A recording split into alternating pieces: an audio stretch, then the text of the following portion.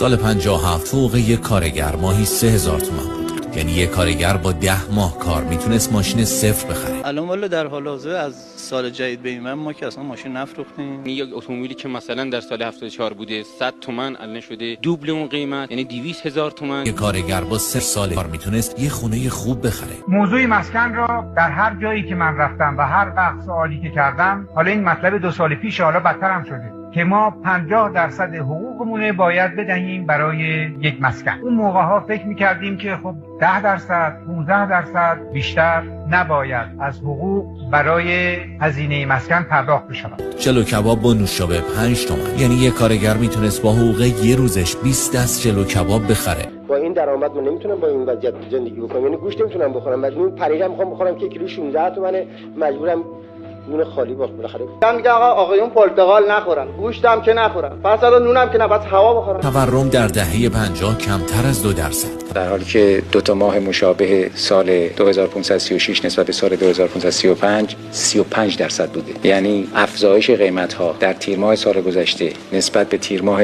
سال قبلش 35% بوده. تلویزیون رنگی 400 تومن، گوش بود کیلویی 8 تومن. مراجعه کردم اینجا، گفتم گوشت کیلو 18 تومن. گفتم مگه گوشت کیلو 18 تومن ماشین نمیخرن؟ به طور کلی کار همه کسی نیست، مگه اشخاصای مخصوصی بتونن گوشت بخورن.